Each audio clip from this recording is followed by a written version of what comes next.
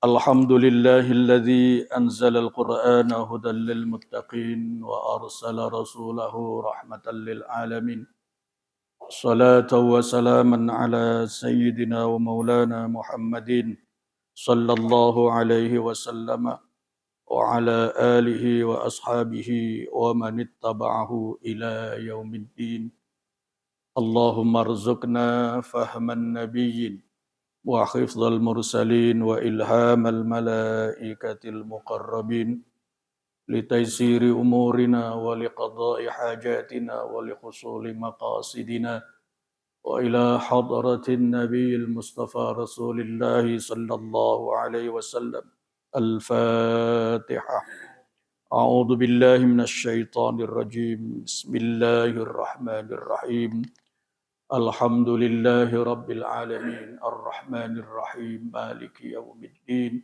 إياك نعبد وإياك نستعين اهدنا الصراط المستقيم صراط الذين أنعمت عليهم غير المغضوب عليهم ولا الضالين آمين. Majelis Baitul Mukmin yang Allah muliakan, kita lanjutkan kajian kita tentang a'malul qulub, amal-amalnya qalbu. Ada 3 amal qalbu yang utama atau fungsi qalbu yang utama. Yang pertama untuk beriman. Hati itu fungsi utamanya untuk beriman. Yang kedua untuk bertakwa. Dan yang ketiga untuk meningkatkan kualitas amal saleh. Nah, kita masih pada bagian yang pertama, yaitu tentang iman. Sebagaimana sabda Rasulullah sallallahu alaihi wasallam, al-imanu bid'un wa sab'una syu'batan. Iman itu ada 77 cabang. A'laha, atau dalam teks yang lain, fa'afdaluha. Iman level tertinggi adalah tauhid kalimat la ilaha illallah. Itu cabang yang paling tinggi, ya. Oleh karena itu fasyu'batul ula, dalam ini ada sebuah kitab kecil karya Syekh Nawawi Al-Bantani, ya. Itu menjelaskan 77 cabang iman itu apa saja. Nah, yang pertama adalah asyu'batul ula al-iman billah, beriman kepada Allah. Itu iman yang paling tinggi. Maka tadi tauhid kalimat la ilaha illallah. Nah, alhamdulillah majelis kita sudah selesai mempelajari tentang puluhan nama yang dimiliki oleh kalimat la ilaha illallah. Itu Imam Fakhruddin Ar-Razi dalam salah satu karyanya yang beliau berikan judul Min Ajaibil Quran. Di antara keajaiban-keajaiban Al-Quran, di dalam karya itu beliau menjelaskan puluhan nama dari kalimat la ilaha illallah. Ada disebut kalimat tauhid, itu yang paling kita kenal.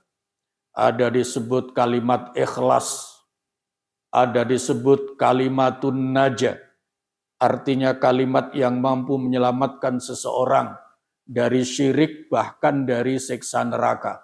Itu kalimat la ilaha illallah. Nah, dalam Al-Quran disebut kalimah thayyibah.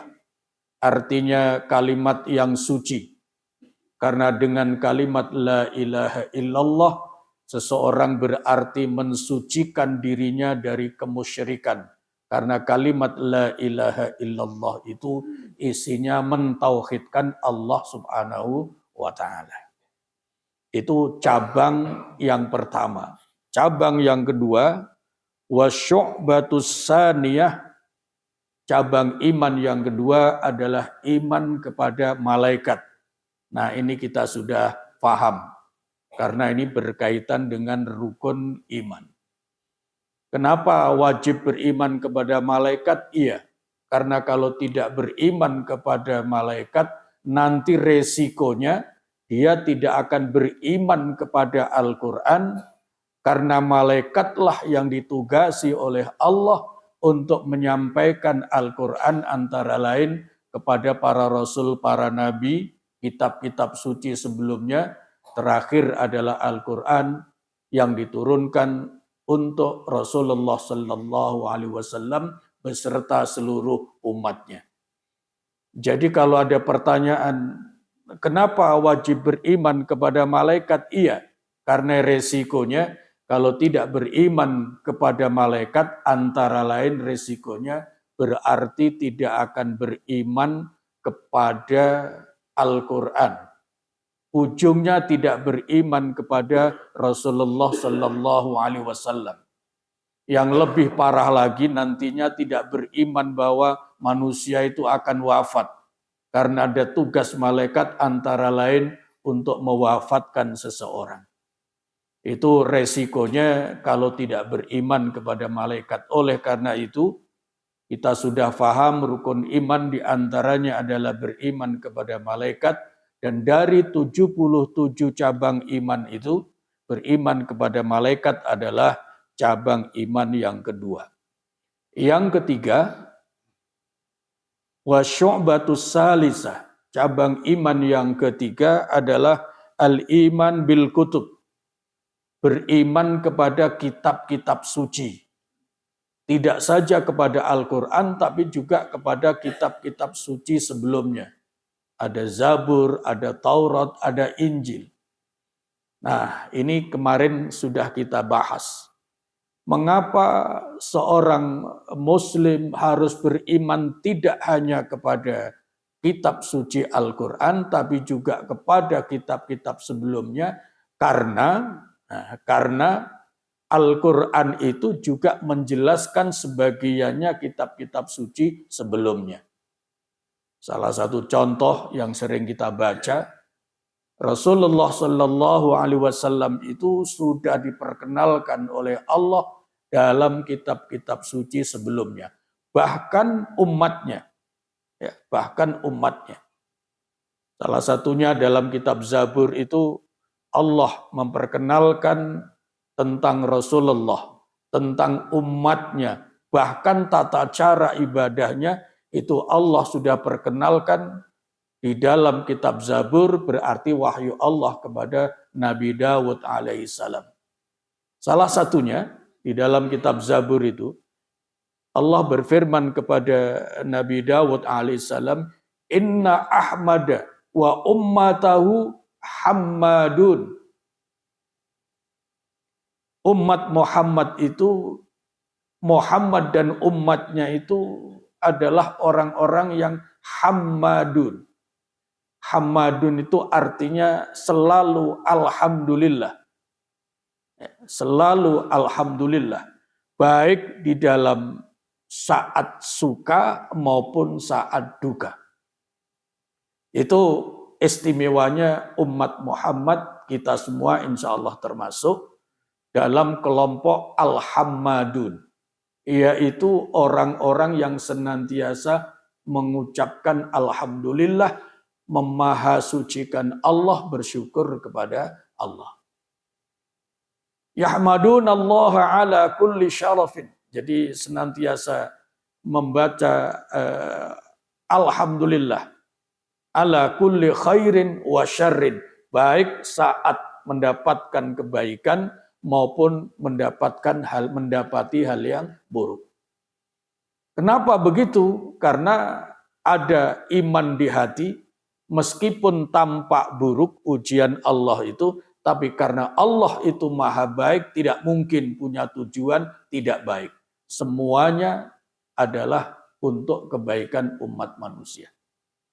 Nah, dari firman Allah kepada Nabi Dawud dalam kitab Zabur itu, maka Rasulullah Shallallahu Alaihi Wasallam pernah bersabda, "Awwaluman yud'a ilal jannah al-hammadun. Kelompok pertama yang akan Allah panggil masuk surga adalah al-hammadun, yaitu orang-orang yang senantiasa membaca hamdalah, baik saat suka maupun saat duka. Maka kita sudah pernah kaji, kalimat alhamdulillah itu ada dua versi. Ketika mendapatkan rizki yang tampak baik menyenangkan, bacaan hamdalahnya adalah alhamdulillahi binikmatihi tatimmus shalihat, yang artinya segala puji bagi Allah yang dengan nikmat ini segala kebaikan menjadi sempurna. Nah, hamdalah yang satu versi lagi adalah hamdalah ketika mendapati, menghadapi hal-hal yang tidak baik.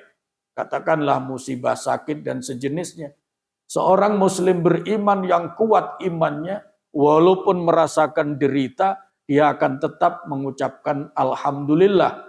Bunyinya alhamdulillahi ala kulli hal. Segala puji bagi Allah dalam segala keadaan. Ini artinya Allah walaupun menguji kita dengan hal yang tidak baik menurut kita, tapi di balik itu ada kebaikan-kebaikan yang berlipat ganda. Salah satu contoh orang yang diuji dengan sakit. Itu pertama kelihatannya memang sakit. Tapi di balik ujian sakit itu, Allah menyediakan kebaikan-kebaikan. Pertama, disiapkan ampunan dosanya. Yang kedua, disiapkan pahala bagi yang ikhtiar berobat. Yang ketiga, disiapkan pahala tanpa batas kalau menghadapi sakitnya itu dengan sabar. Yang keempat, disiapkan doa makbul karena orang yang sedang sakit itu doanya makbul. Dan masih banyak lagi kebaikan-kebaikan yang Allah siapkan di balik ujian yang Allah berikan. Ini artinya meskipun tampak tidak baik, tidak enak dirasakan manusia, musibah ujian Allah itu tetap saja mengandung banyak kebaikan. Itu sebabnya seorang muslim beriman tetap menyatakan alhamdulillah ala kulli hal. Segala puji bagi Allah dalam segala keadaan. Nah, kalau seorang muslim beriman sudah bisa begitu, ya, menjadi kelompok al-hammadun, yahmadunallaha ala kulli syarrin wa khairin, memuji Allah baik dalam keadaan baik maupun dalam keadaan memperoleh hal-hal yang tidak baik, semacam musibah sakit misalnya.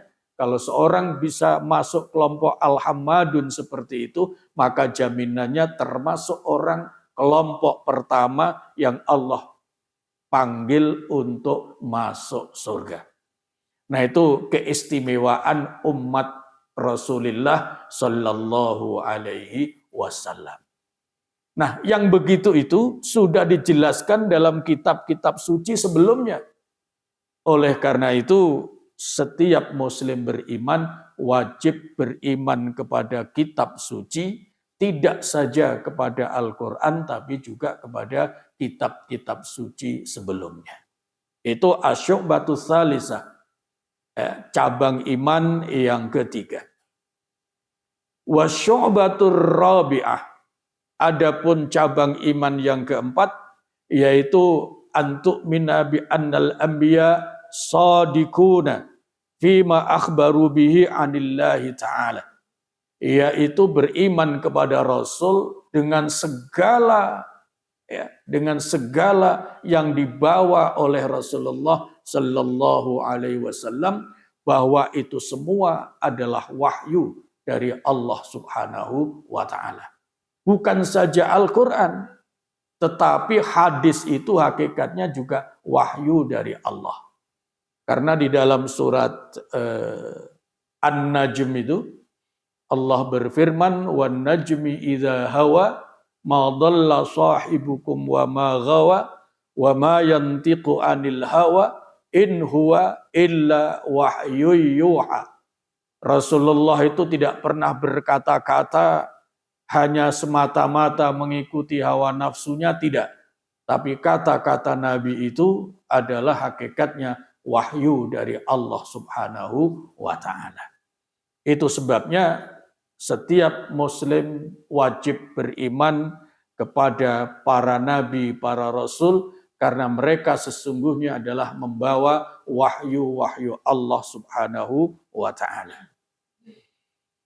Kemudian cabang iman yang kelima, ini yang tidak kalah pentingnya, dan banyak manusia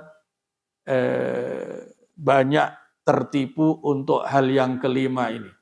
Tertipu oleh perasaan pikirannya sendiri. Apa cabang iman yang kelima? Wasyu'batul khamisah al-iman bifana'il alam. Setiap muslim wajib beriman bahwa dunia ini akan berakhir. Ya, ini termasuk cabang iman. Apa resikonya kalau seorang muslim tidak beriman bahwa hidup ini akan berakhir, hidup di dunia ini? Apa akibatnya kalau seorang muslim beriman tidak beriman bahwa dunia ini akan fana, akan berakhir? Akibatnya dia merasa akan hidup selamanya. Kalau orang merasa hidup selamanya, bagi orang beriman, dia akan tenang-tenang, akan nyantai dalam hal ibadah. Padahal hidup ini terbatas. Nah, kenapa tadi saya katakan banyak orang yang lengah? Ternyata tidak semua orang sadar bahwa umurnya itu berkurang setiap hari. Saya sering katakan ini. Kalau matahari terbenam, apalagi kemudian tersusul azan. Azan maghrib, Allahu Akbar, Allahu Akbar. Coba kita evaluasi keseharian kita. Selalu sadarkah hati ini bahwa ketika matahari terbenam, terdengar kumandang azan maghrib, lalu kita sadar, oh iya, umurku telah berkurang 1 hari lagi. Coba kita rasa-rasakan. Adakah kita selalu sadar ketika matahari terbenam dan disusul azan maghrib itu, lalu kemudian kita sadar, oh iya, umurku berkurang 1 hari lagi. Begitu besok begitu dan seterusnya. Pertanyaannya menjadi, masa hidup kita makin lama apa makin pendek? Makin pendek. Ibarat orang akan bepergian jauh, katakanlah pergi haji. Kalau waktu persiapan berangkatnya makin pendek, biasanya persiapannya makin apa? Makin semangat, makin teliti. Jangan sampai ada yang tertinggal. Itu bepergian dunia yang bisa kembali lagi. Bagaimana dengan bepergian ke akhirat? Yang tidak akan kembali lagi. Sekali seseorang itu berangkat menuju akhirat, tidak akan kembali. Dan itu akan hidup selama-lamanya. Yang berarti bekalnya harus lebih banyak. Nah, di sini yang kadang-kadang banyak orang yang tertipu dengan dunia. Kalau mencari dunia dengan waktu yang tidak terbatas, sementara mencari bekal akhirat dengan waktu yang sangat terbatas. Nah, ini mudah-mudahan menjadi muhasabah kita. Ketika beraktivitas duniawi, itu demikian waktu semua dicurahkan. Tapi begitu beraktivitas yang jelas-jelas mestinya disadari sebagai bekal untuk hidup akhirat yang tidak terbatas itu, lalu dengan waktu yang sangat terbatas.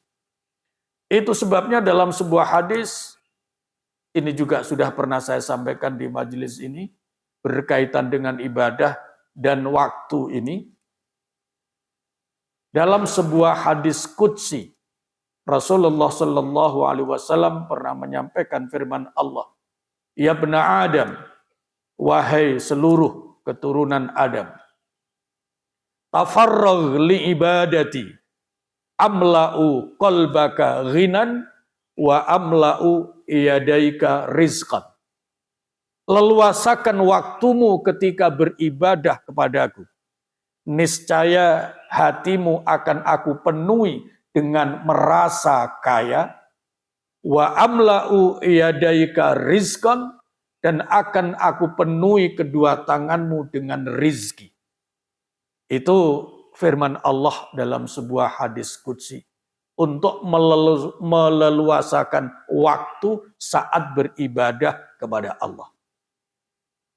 Pesan Allah yang mestinya menggugah kesadaran kita untuk meleluasakan waktu ketika beribadah kepada Allah.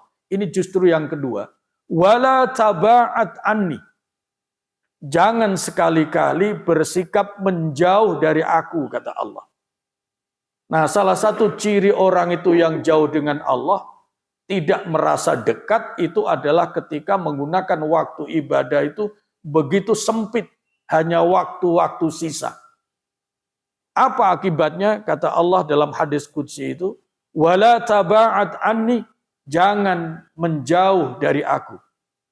Kalau kalian menjauh dari aku, amla'u qalbaka faqran, akan aku jejali hatimu, akan aku penuhi hatimu dengan merasa fakir dan miskin.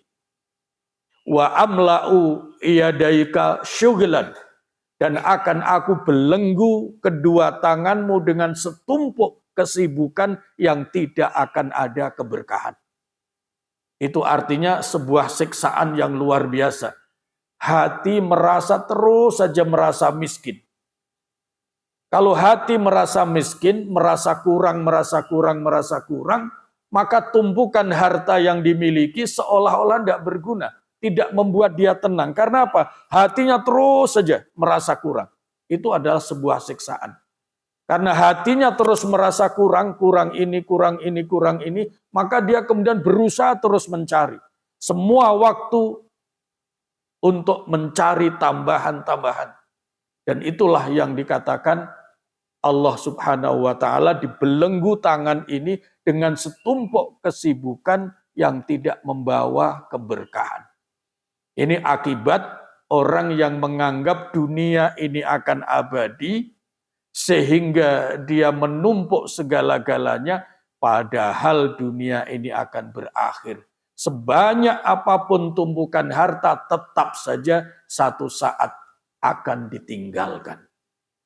Nah, oleh karena itu, cabang iman yang kelima, yaitu beriman bahwa dunia ini fana, akan selesai, hidup akan berakhir, makin hari umur berkurang, berarti waktu kesempatan mencari bekal makin sempit.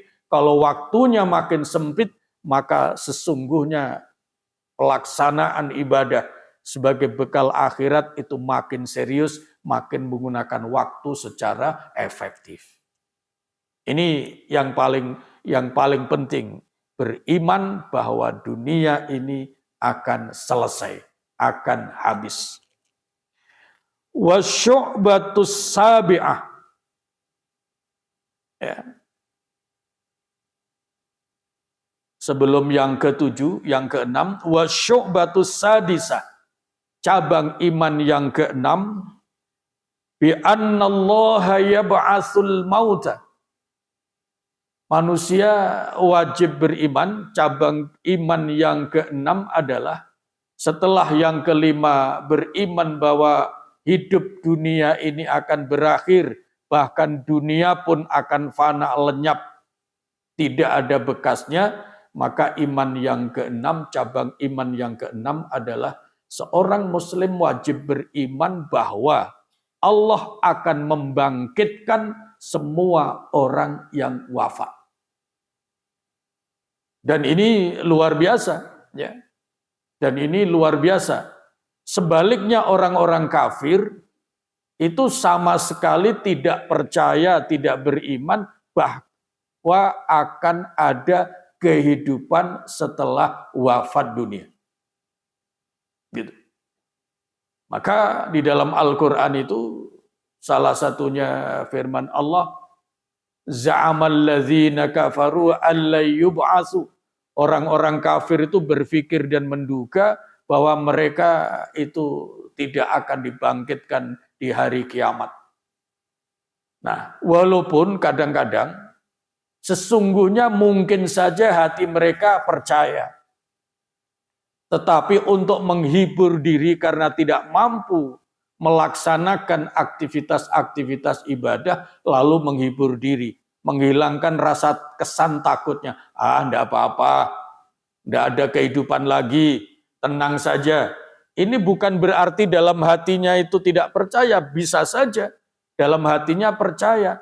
Tapi karena kepercayaan di hatinya itu tidak mampu mendorong lahirnya amal soleh, daripada dikesankan dia takut, mendingan menutupi rasa takutnya dengan mengatakan tidak apa-apa dan tidak apa-apa. Nah, ini salah satu prototipe orang yang tertipu oleh hawa nafsunya. Nah, seorang muslim beriman itu hendaknya, karena memang cabang iman yang keenam itu adalah hendaknya meyakini setelah hidup dunia ini ada kehidupan yang abadi. Itulah yang disebut kehidupan akhirat. Saya pernah sampaikan, alhamdulillah kajian kita rada sistematis, bahwa perjalanan akhirat itu ada 5 etape. Ya, perjalanan akhirat itu ada 5 etape perjalanan akhirat. Dimulai dari start kematian. Ya, bahwa kematian itu adalah pintu gerbang hari akhirat. Nah, setelah start dari kematian, innalillahi wa inna ilaihi raji'un, maka etape pertama yang disebut alam barzakh, alam kubur. Berapa lama? Wallahu a'lam. Yang kedua adalah yaumal ba'ats, hari kebangkitan. Nah, ini cabang iman yang ke-6, hari kebangkitan. Yang etape ketiga perjalanan akhirat itu adalah yaumal mahsyar, hari-hari mahsyar, perhitungan amal. Inilah yang sangat-sangat dahsyat. Ketika orang bangkit dari kubur, dalam sebuah hadis, nanti kalau saya tidak lupa, nanti akan saya sampaikan pada kesempatan berikutnya. Ketika manusia itu bangkit dari kubur, akan ada 11 macam potret wujud manusia. Salah satunya orang yang bangkit dari kubur itu salah satunya kelompok manusia. Begitu bangkit dari kubur, itu tampak dia mengunyah-ngunyah lidahnya, kemudian berdarah, bercucuran darahnya, dan tidak berhenti-berhenti. Begitu dikunyah lidahnya, selesai, balik lagi. Begitu terus. Berapa lama? Wallahu a'lam. Yang pasti ada penjelasan bahwa satu hari akhirat itu ka'alfi sanatim mimma ta'uddun. Itu seperti 1000 tahun dunia menurut hitungan manusia. Itu satu hari akhirat. Nah, ada kelompok manusia yang keluar dari kubur itu wujudnya orang yang mengunyah-ngunyah lidahnya sampai habis berdarah, kembali lagi dikunyah lagi dan seterusnya. Ketika Rasulullah Shallallahu Alaihi Wasallam minta penjelasan kepada malaikat Jibril tentang persoalan ini, itu ternyata siapa dia? Kok ada orang keluar dari kubur itu mengunyah-ngunyah lidahnya berdarah, begitu kembali dikunyah lagi. Itu ternyata kelompok ulama yang dia menyampaikan kebaikan-kebaikan, tapi dia sendiri tidak melakukan kebaikan itu. Na'udzubillah min dzalik. Lah kalau ulama saja seperti itu, apalagi yang bukan ulama. Itu salah satunya. Ada 11 macam. Ada lagi orang yang bangkit dari kubur itu perutnya membesar. Ya, perutnya membesar. Kemudian aroma baunya luar biasa. Tidak bisa dibandingkan bau terbusuk di dunia. Lagi-lagi ditanyakan siapa mereka? Mereka adalah yang ketika hidupnya banyak makan haram. Banyak mengonsumsi makanan-makanan haram. Salah satunya adalah rizki syubhat, rizki haram, rizki riba. Itu nanti orang-orang yang seperti itu baru keluar dari kubur, yaumal ba'ats menuju mahsyar, itu perutnya membesar dan aroma bau busuknya itu tidak bisa dibandingkan bau terbusuk ketika ada di dunia. Makanya, keimanan kepada bangkit yaumal ba'ats itu mendorong seseorang untuk memperbaiki amalnya. Itu etape kedua, yaumal ba'ats, hari kebangkitan. Etape yang ketiga adalah yaumal mahsyar. Etape yang keempat adalah as-sirat. Ya. As-sirat, perjalanan menuju surga. Kalau selamat akan lanjut ya, sampai ke surga, tapi kalau tidak selamat pasti harus dibersihkan dulu di neraka. Nah, tergantung itu, tergantung. Nah, berkaitan dengan ini saya pernah menjelaskan di majelis ini, salah satunya kalau ingin mendapatkan pertolongan Allah, perjalanan begitu cepat menuju surga, bahkan sebagian riwayat mengatakan tanpa hisab, maka pastikan sholat kita diterima oleh Allah Subhanahu wa Ta'ala. Itu salah satu hikmahnya sholat. Makanya di dalam surat Al-Mu'minun, qad aflahal mu'minun, beruntung orang-orang beriman itu, alladzina hum fi salatihim khashi'un, apabila mereka sholatnya khusyuk dan itu diterima oleh Allah Subhanahu wa Ta'ala. Nah, etapa terakhir yang tidak akan pernah ada akhirnya itu adalah surga. Surga itu perjalanan terakhir seorang muslim beriman. Itu kalau sudah masuk surga, itu akan ada selama-lamanya.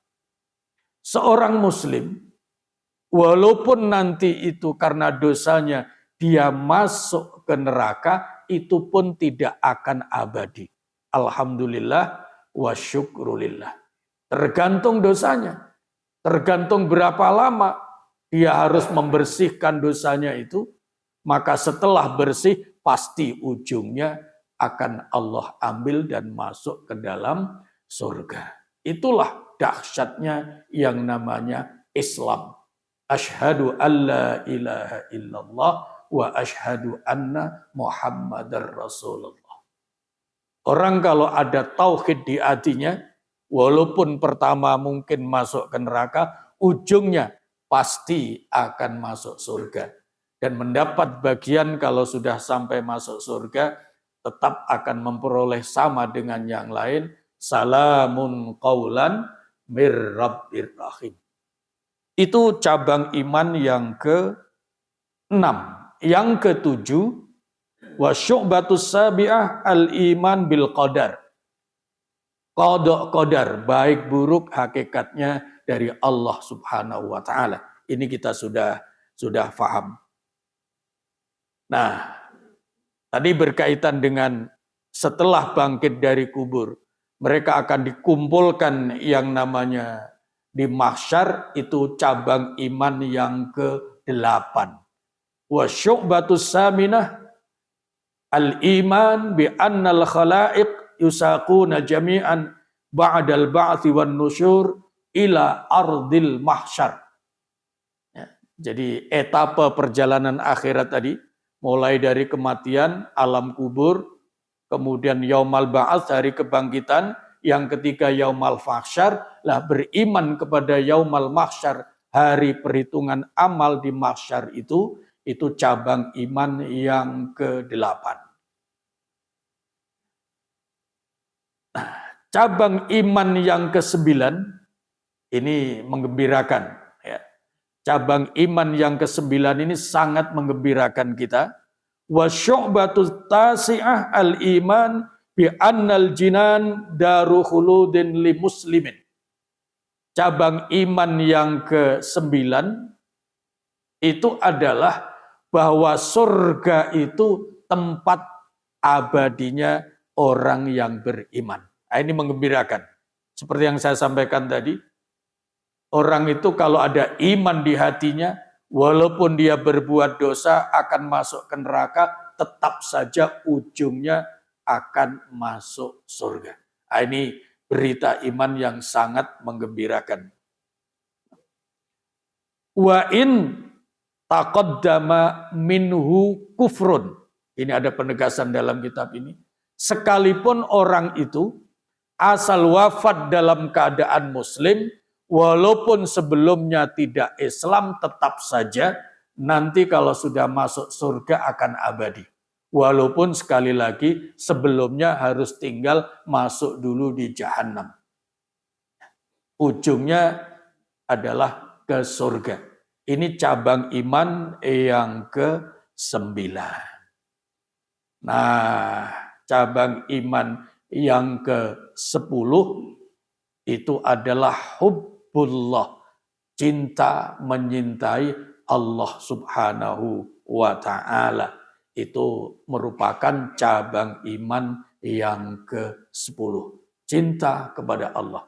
Tandanya orang itu beriman, iman yang target, ya. Target orang beriman itu yang tertinggi adalah untuk menumbuhkan mahabbah, kecintaan kepada Allah Subhanahu wa ta'ala.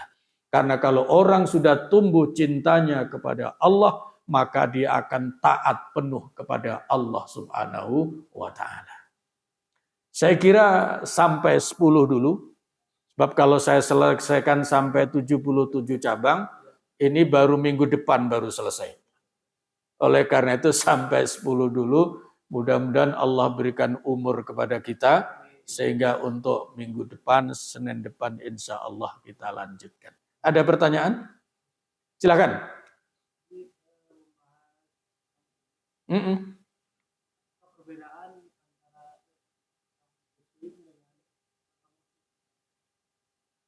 pasti masuk surga yang dijamin oleh Allah harus melalui tahapan-tahapan.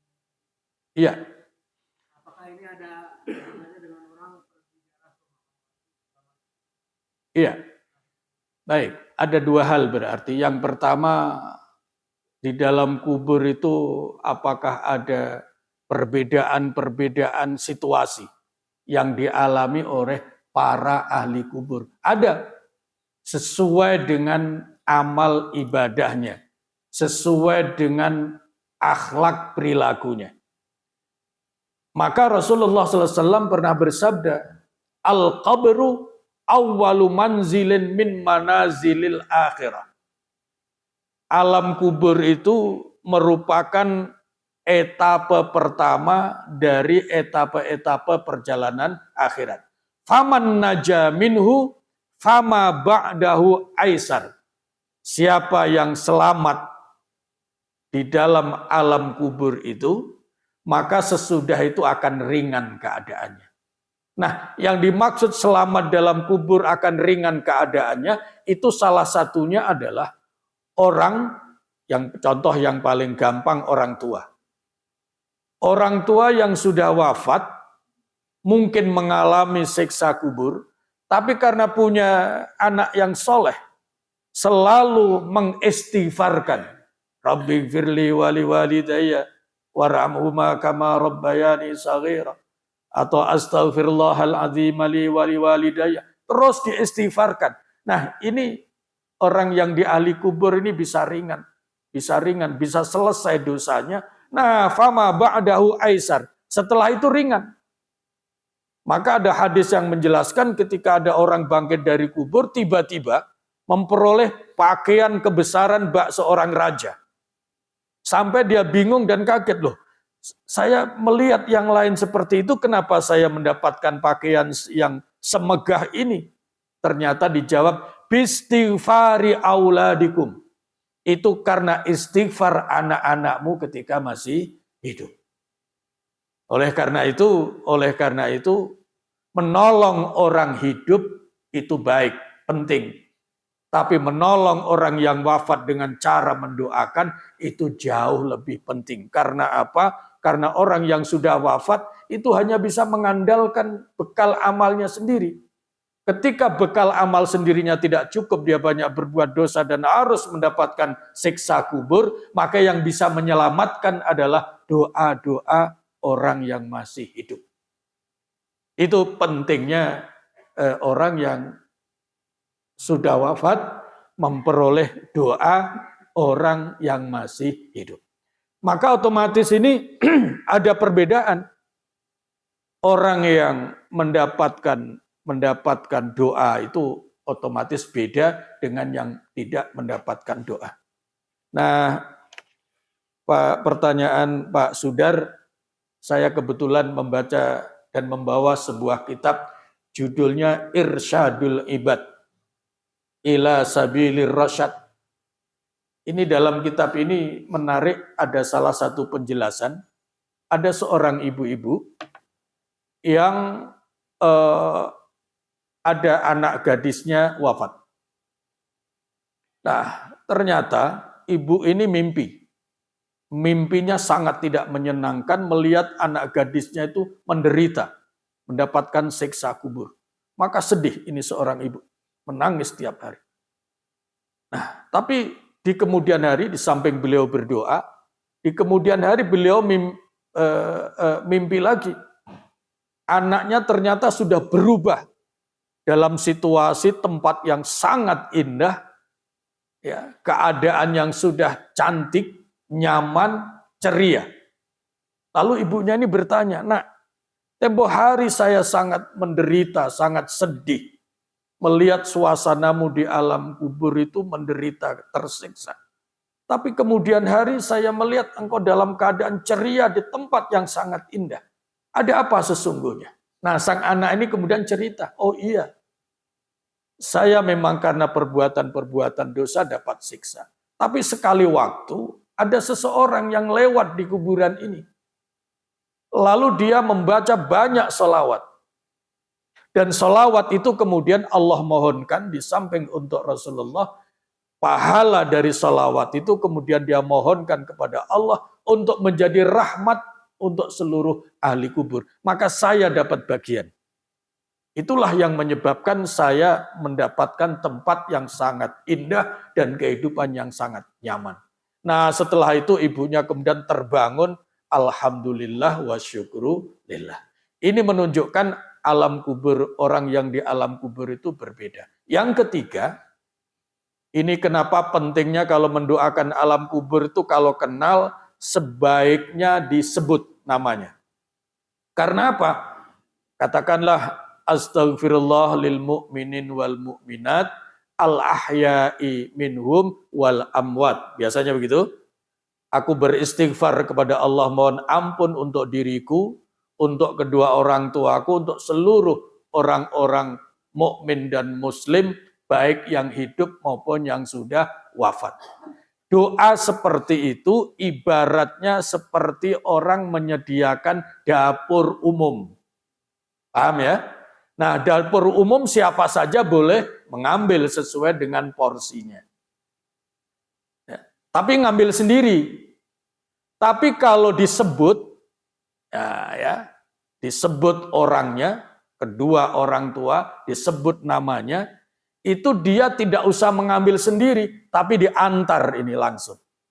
Sehingga ada kisah-kisah dalam sufistik, dalam tasawuf itu. Ada orang yang bangkit dari kubur itu, alam kubur itu berebut, artinya mengambil jatah mereka, makanan dan lain-lain. Ada satu orang yang tenang-tenang di tempatnya, senyum-senyum sambil melihat yang lain. "Loh, fulan, ya fulan, kenapa kamu tidak ikut mengambil bagian yang ada di dapur umum itu?" Apa kata yang tenang-tenang ini? "Oh, saya tidak perlu." "Loh, kenapa?" "Karena saya sudah diantar langsung ke tempatku. Jadi saya tidak perlu mengambil sendiri." Ini hikmahnya kalau orang berdoa dengan disebut namanya. doa kepada ahli kubur disebut namanya. Dan itu bahagianya bukan main. Seperti ketika orang hidup, Bapak Ibu disuruh mengambil BLT di mana? BLT di RW, dan biasanya kalau pengumuman BLT nggak ada yang terlambat, berbeda pengumuman sholat jamaah, begitu ya. Nah, itu kalau disuruh ngambil sendiri memang semangat. Tapi gimana rasanya kalau kemudian diantar langsung ke rumah dengan cara-cara khusus? Itu tentu lebih luar biasa. Pertanyaan terakhir, siapa yang mengantar doa kepada ahli kubur? Malaikat. Kurirnya itu malaikat. Nah, ini bentuk kemuliaan. Maka orang yang mendapatkan doa dari orang yang hidup itu luar biasa bahagianya. Ya, bahagianya. Begitu, Pak Dar. Ada lagi yang kedua tadi apa? Mendatangi kubur orang-orang soleh. Ya. Mendatangi kubur orang-orang soleh itu kalau boleh kita analogkan seperti kita minta rekomendasi.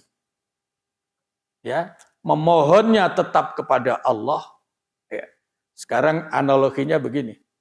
Kalau Pak Sudar dapat hadiah dari Pak Profesor misalnya, dapat hadiah. Kira-kira balasannya apa? Pak Sudar paling tidak mengatakan apa? Terima kasih, suasana senang gitu. Dan orang yang baik ketika mendapatkan hadiah itu berusaha untuk membalas. Kan begitu tuh biasanya. Sesuai di dalam ayat Al-Qur'an, wa idza khuyyitum bidahayyatin fahayyu bi ahsani minha aw rudduha. Kalau kalian mendapatkan penghormatan, salah satunya adalah hadiah, maka balaslah dengan hadiah yang lebih baik atau minimal sama. Nah, ini berlaku juga orang yang ahli kubur ketika mendapatkan doa, itu pun dia bersyukur kepada Allah dan kemudian juga berdoa kepada Allah. Mudah-mudahan Allah berkenan membahagiakan orang yang membuatku senang seperti ini melebihi kesenangan yang hamba terima. Paham sampai sini ya? Nah, apalagi orang-orang soleh. Ketika kita hadir di kuburan, mintanya tidak kepada orang yang wafat, tidak. Mohonnya tetap kepada Allah. Tapi orang yang kita doakan itu seperti orang yang dapat hadiah tadi itu, dia ikut memohon kepada Allah agar apa yang kita mintakan itu diijabahi oleh Allah. Nah, orang-orang soleh itu doanya makbul. Dunia maupun sudah wafat itu doanya makbul. Itulah hikmahnya kenapa ada orang yang berbondong-bondong ke makam, padahal doa dari rumah juga bisa. Tapi kenapa datang ke makam? Tujuannya satu, untuk mengingatkan kematian. Makanya Nabi dulu pernah melarang, kuntu nahaitukum an ziyaratil kubur. Dulu itu saya pernah melarang kalian ziarah kubur. Khawatir mempengaruhi keimanan. Tapi ala fazuruha. Sekarang karena imannya sudah mapan, tidak takut syirik, maka ziarahlah ke kubur. Fa innaha tudzakkirukumul maut. Ini yang harus diambil karena orang yang mengunjungi kuburan itu diharapkan dia pun akan sadar satu saat juga akan seperti itu. Makanya sunnahnya ketika orang mengunjungi kuburan, dia juga membaca salam. Assalamualaikum ya ahlal kubur. Ada lanjutannya itu. Saya tidak tahu Bapak hafal apa belum. Ya, lanjutannya itu Assalamualaikum ya ahlal kubur. Antum salafuna wa nahnu bikum lahikun. Itu lanjutan salam kubur untuk mengingatkan kita. Ya. Assalamualaikum ya ahlal kubur. Salam buat kalian semua wahai ahli kubur. Antum salafuna, kalian telah mendahului kami, wa nahnu bikum lahikun, dan kami pasti akan menyusul. Nah, maka orang yang sadar begitu biasanya kalau di kuburan khusyuk.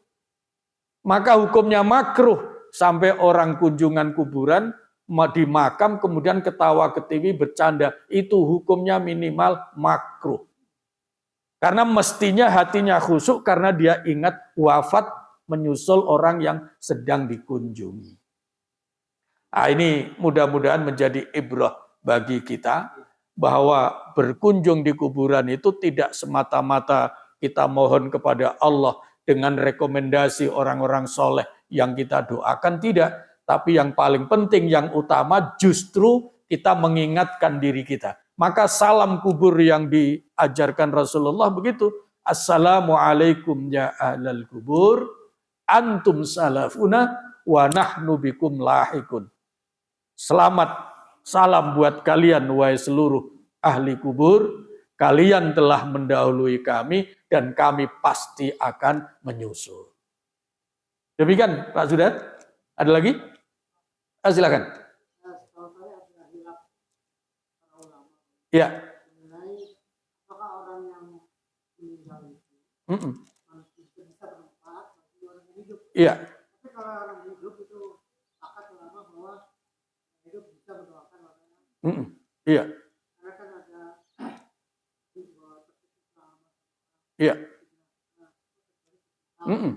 Nah, kalau orang yang meninggal itu bisa mendoakan orang hidup, tadi ini bisa beramal. Karena ada hadis tadi Iya. putus, itu tidak bisa beramal, dia Iya. menerima. Iya. Menerima doa itu ibadah beramal. Iya. Gimana kita menyikapi itu, Pak? Iya. Kalau kita ke kubur dia ke kubur itu seperti kita mengingat kematian. Iya. Jadi kita tidak meminta kepada Allah cara Iya. meninggal tadi gitu, karena orang meninggal itu tidak bisa apa-apa. Gitu. Iya. Itu. Iya. Dapat pada ulama. Iya. Kita juga minta bagaimana kita mengenai Iya. perbedaan pendapat tadi. Menyikapi perbedaan pendapat, contohnya seperti itu, tinggal keyakinan kita. Ya, kalau yang namanya perbedaan pendapat dalam paham agama, sampai kiamat kurang 2 detik nggak akan bisa ketemu. Oleh karena itu, mana yang kita pegangi? Nah, salah satunya untuk menambah wawasan kita, nanti baca sejarah berkaitan dengan Perang Badar. Setelah Perang Badar itu Rasulullah kemudian menginspeksi pasukan. Menginspeksi pasukan. Nah, beliau kemudian menyatakan begini, wahai orang-orang kafir yang sudah wafat, apakah kalian sudah menemukan janji Tuhan kalian? Karena orang kafir kan tidak percaya tuh akan kematian dan setelah mati akan seperti apa. Tapi faktanya dia mati, sudah wafat karena gugur di medan pertempuran. Sementara kami, kata Nabi, sementara kami sudah memperoleh janji dari Allah Subhanahu wa Ta'ala bahwa yang syahid adalah pasti masuk surga. Nah, ketika Nabi mengatakan begitu, sahabat Umar menyela, ya Rasulullah, apakah mereka mendengar mayit yang sudah kering seperti itu? Darahnya pun sudah kering. Apakah mereka mendengar omongan itu, ucapan itu? Apa kata Nabi? Mereka mendengar. Hanya saja tidak mampu menjawab. Ya, hanya saja tidak mampu menjawab yang kita bisa mendengar omongan mereka. Tapi mereka mendengar omongan kita. Itu jawaban Rasulullah Sallallahu Alaihi Wasallam. Dari situ, maka antara lain menjadi pegangan ulama bahwa orang yang wafat itu bisa merespon apa yang dilakukan oleh orang yang hidup, termasuk doa tadi. Nah, meskipun ada keterangan-keterangan yang begini, kembali lagi kepada kita. Kita meyakini tidak penjelasan seperti itu. Kalau yakin, ambil. Kalau tidak yakin, tinggalkan. Kan jelas tuh. Rasulullah juga bersabda, "Da' ma yuribuka ila ma la yuribuka." Kalau ada hal-hal yang meragukan, tinggalkan. Tidak usah menjadi pikiran kita menjadi risau, apalagi menjadi ajang pertengkaran. Tidak usah. Yakin ambil, tidak yakin tinggal. Itu menghadapi khilafiyah dalam paham agama. Yang menjadi persoalan kemudian masing-masing merasa paling benar. Oh, pendapatku yang paling benar. Yang sebelah lagi pendapatku yang paling benar. Ketika masing-masing merasa paling benar, maka ingin mengintervensi yang lain. Nah, dari sinilah tadinya bermujadalah dengan ilmu, akhirnya bertengkar dengan hawa nafsu. Oleh karena itu, kalau ada penjelasan yang tidak sama dengan pemahaman kita, paling-paling lakukan tabayun. Tapi tetap saja yang namanya keyakinan hati tidak bisa disetir dengan rasional dan tidak rasional. Karena yang namanya rasa hati dan keyakinan itu seringkali tidak rasional. Contohnya apa? Marah itu berguna apa tidak? Ya, bisa berguna, bisa tidak. Menyesal itu berguna apa tidak? Kecewa itu berguna apa tidak? Nah, ya, ini. Kecewa itu tidak akan menyelesaikan persoalan. Pertengkaran juga tidak akan menyelesaikan persoalan. Itu rasional.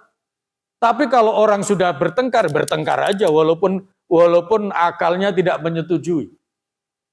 Menurut akal itu buruk, tapi kalau hawa nafsunya tetap mendorong, itu tetap terjadi. Ini artinya apa? Dalam diri manusia pun seringkali itu ada konflik antara pikiran dan kolbu. Apalagi pendapat banyak orang.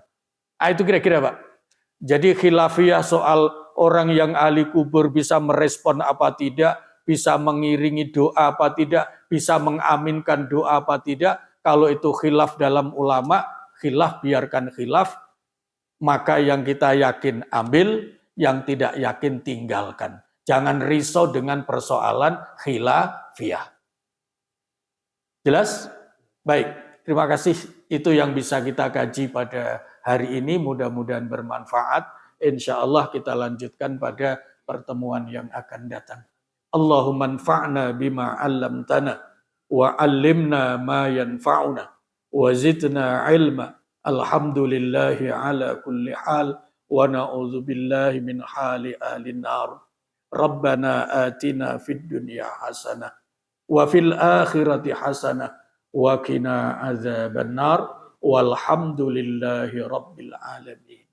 Wassalamualaikum warahmatullahi wabarakatuh.